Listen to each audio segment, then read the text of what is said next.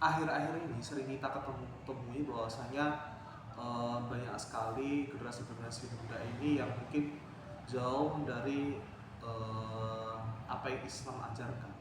Nah, dalam hal ini banyak sekali dengan generasi muda itu terpengaruh dengan standar TikTok ataupun media sosial yang mereka gunakan sebagai acuan utama. Nah, dalam hal ini bagaimana sih Islam itu sebenarnya, dan mungkin ini dapat dikupas pada kali ini. Oke Mas, hari ini bagaimana menurut Anda bahwasanya Islam itu sebenarnya seperti apa sih? Ini menurut ya itu tadi podcast yang pernah saya dengarkan, Islam itu kan dalam bahasa itu artinya pasrah. Dalam artian atau gampangnya gini, ketika orang ingin selamat itu harus masuk Islam. Oh gitu ya, jadi Ya.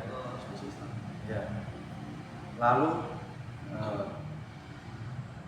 ketika dia sudah masuk Islam, maka kita harus menguatkan itu dengan iman.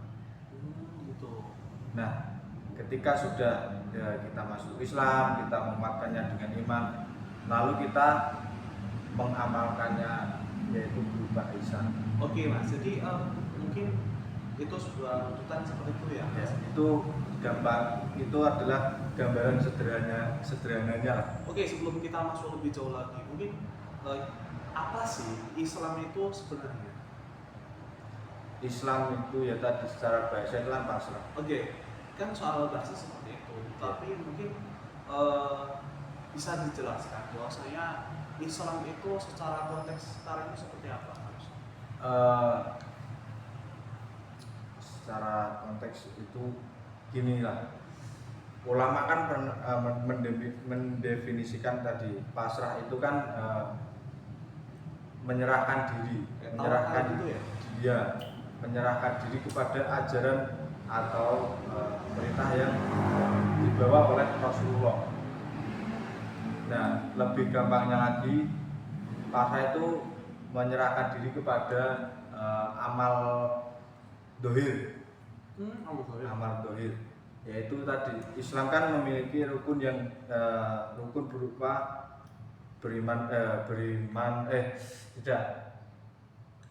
rukun Islam itu kan kita yang pertama kan syahadat, ada 5 kan. Yang pertama kan syahadat, itu kan kita mengucapkan dari lisan. Jelas kan? Ya, sudah jelas. Nah, nampak berupa itu tadi, perkataan itu tadi. Nah, yang kedua kan sholat, kita melakukan gerakan ini. Yang ketiga kan zakat, ketika kita sudah mempunyai ya rezeki yang cukup lah, lebih dari cukup kan, itu harus di zakat. Itu kan berupa amal dohir, itu kan salah satu konteks dalam Islam. Nah, ketika kita belajar, seolah-olah kan itu tadi Islam, iman dan ihsan itu kan sering kita pisahkan. Ketiganya itu. Nah, itu dalam realita kehidupan tidak. Realita kehidupan itu ketiganya itu bersambung, tidak bisa dipisahkan satu antara. Jadi sebenarnya Islam, iman dan ihsan itu sebenarnya sebuah kesatuan yang tidak bisa dipisahkan. Iya. Walaupun itu terbagi menjadi 3 seperti itu. Iya. Sebelum kita lanjut lebih dulu kan di sini disebutkan bahwa saya tadi yang pertama kita syahadat dulu gitu, dan sebagainya. Nah, mengapa dalam urutan ini tidak iman terlebih dahulu sehingga sebagai perantara kita berislam, kita beriman dulu salah satunya dengan syahadat?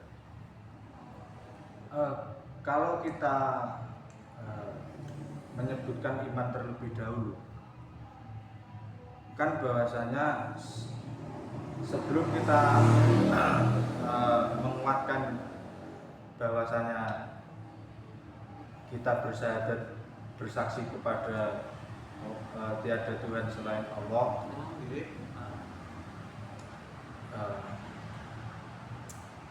Nah, itu kan semisal gitu. Agak main blowing gitu ya Mas ya? Ya, Gimana? kan Islam itu kan tadi Oh mungkin ini Islam itu berdasari keimanan dan keisanan, mungkin seperti itu. ya, Islam itu mendasari keduanya. Oh, seperti itu. Nah, mungkin kita pakai dialek Jawa dikit gak apa ya Bang ya? Enggak Ya. apa. Gimana ya? Gua ini pakai bahasa Indonesia kayak jaksel gini kayak nggak cocok. Jadi ngeten Mas. Jadi ini mungkin selanjutnya kita akan membahas mengenai tadi Islam sudah selesai, clear. Sekarang kita akan membahas mengenai ihsan ya Mas? Iman. Oh iman. Ya. Oke. Bagaimana menurut Anda mengenai keimanan itu Mas? Oke. Gimana?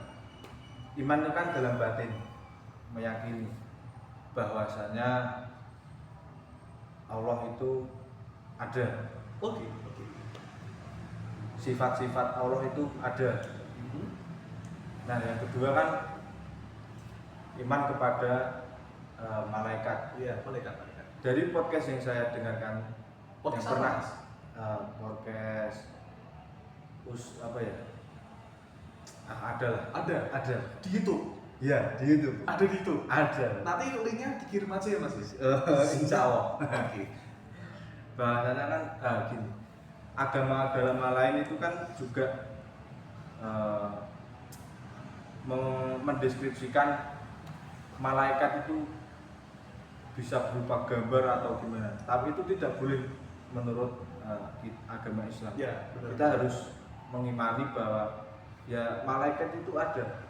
Benar, karena ya mungkin kita bisa lihat ya Mas ya, mungkin di agama sebelah Ya, kakak Kristen itu ada tuh malaikat Rafael, Ya. Rafael Alure, bukan ada malaikat Gabriel dan Gabriel. sebagainya kan sebetulnya Mas. Michael juga Michael, ada. Mikael, Ya. Oke. Emang ya seperti itulah. Oke, lanjut. Nah, yang ketiga kan iman kepada Rasul. Oh, iman kepada Rasul. Oke. Ya itu kan kita juga harus mengimani sifat-sifat Rasul, itu ya jujur, amanah dan lain sebagainya. Oke. Nah, selanjutnya yang keempat kan kita mengimani kitab Allah, kitab Zabur, Taurat dan Injil. Iya. Mengapa kitab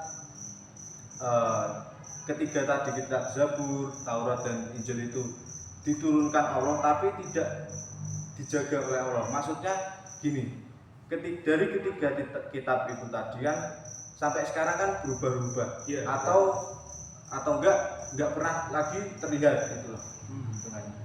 Mengapa demikian? Karena Allah tahu, Allah menurunkan Al-Quran yang berisi tentang penjelasan dari kitab Injil, Taurat dan Zabur itu. Dan di dalam Al-Quran kandungan dari kitab yang tadi itu juga dijelaskan di dalamnya. Bukannya mengejek kitab-kitab terdahulu, enggak.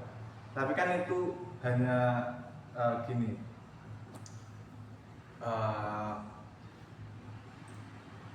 Kitab terdahulu kan sampai sekarang sudah banyak dirubah oleh penganut-penganutnya.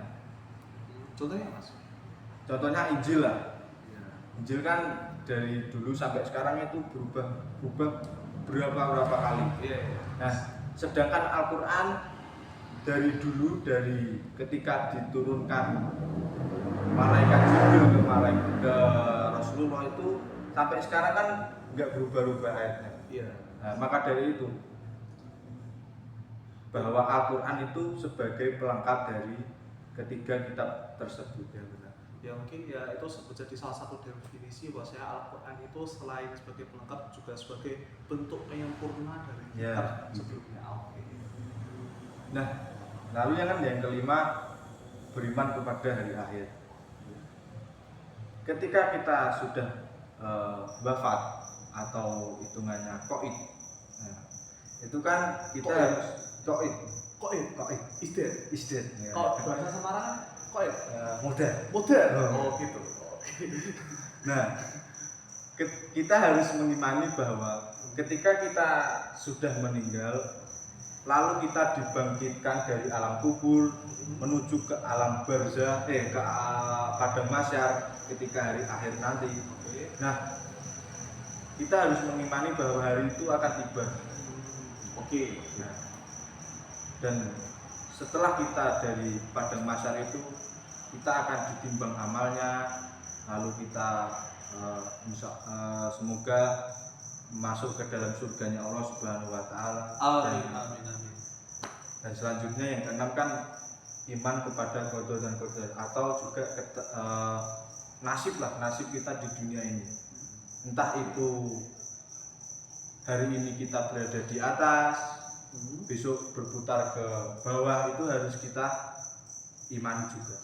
Oh ya seperti itu. Oke, mungkin dari iman mungkin sudah cukup ya. Kita akan membahas tentang ihsan. Nah nanti dari tiga ini mungkin kita akan mengkaitkan bahwasanya tentang permasalahan sekarang ini, bahwasanya bagaimana sih menanggapi bahwasanya banyak sekali generasi muda kita yang sudah mereka jauh dari keimanan, dari keislaman, dari keisanan dan sebagainya seperti itu. Oke, sekarang kita membahas tentang ihsan ya Mas. Ya. Dengan Mas, bagaimana mengenai ihsan? Ihsan itu adalah perbuatan yang terpuji, Ya. lalu keseriusan. Nah tadi ketika kita sudah mengucapkan kalimat syahadat, lalu kita sudah menjalankan sholat, maka kita harus melengkapinya dengan keseriusan. Contoh, ketika kita sholat, jangan hanya melaksanakan sholat saja, melaksanakan perintah saja, tapi laksanakanlah sholat dengan khusyuk, atau soal gampangnya Ya.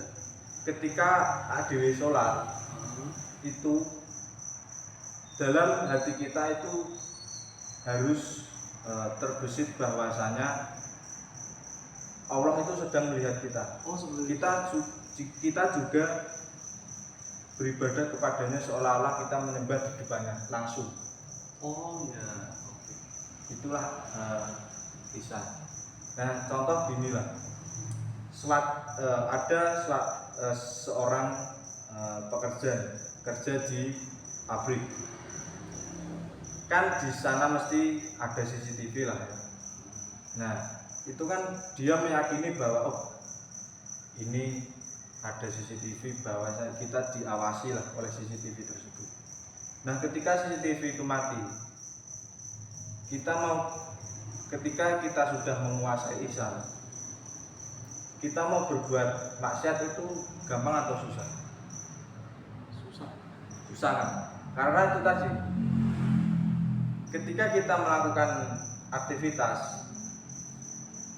kita menghadirkan Allah melihat kita, itu kita sulit untuk berbuat maksiat. Tetapi ketika orang tadi tidak mencantumkan ihsan dalam pikirannya, hatinya, itu akan mudah berbuat maksiat. Karena tadi ketika CCTV mati itu tadi, dia akan seolah-olah tidak ada orang yang, atau tidak ada orang yang menyaksikan dia untuk berbuat maksiat. Padahal itu tadi Allah kan maha melihatnya. Oke. Berarti dalam hal itu bahasanya, dan mungkin tidak hanya dalam beribadah ya, dalam kehidupan sehari-hari seperti itu, bahasanya Allah itu sebenarnya memang aslinya memang sudah memperhatikan kita sebagainya. Nah, dalam hal ini mungkin dalam ihsan ini kita harus menghadirkan hati kita dan pikiran kita, bahasanya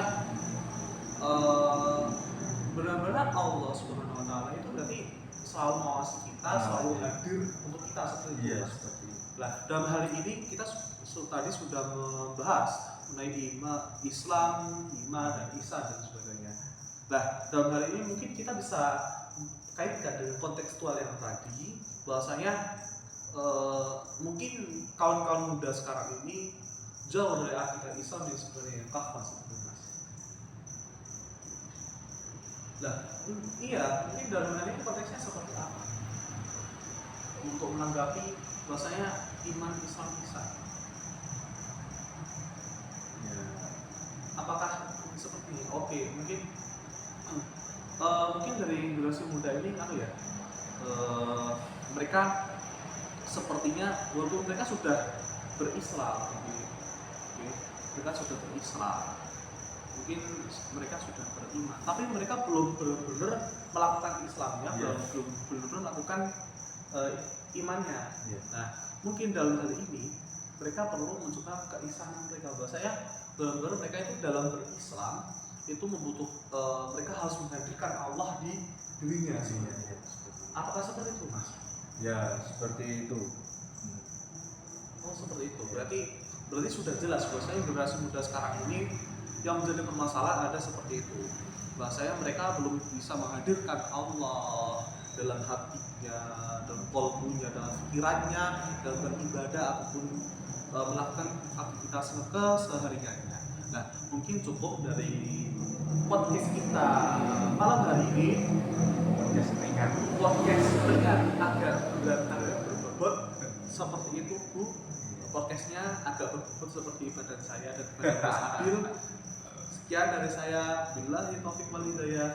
Wassalamualaikum warahmatullahi wabarakatuh.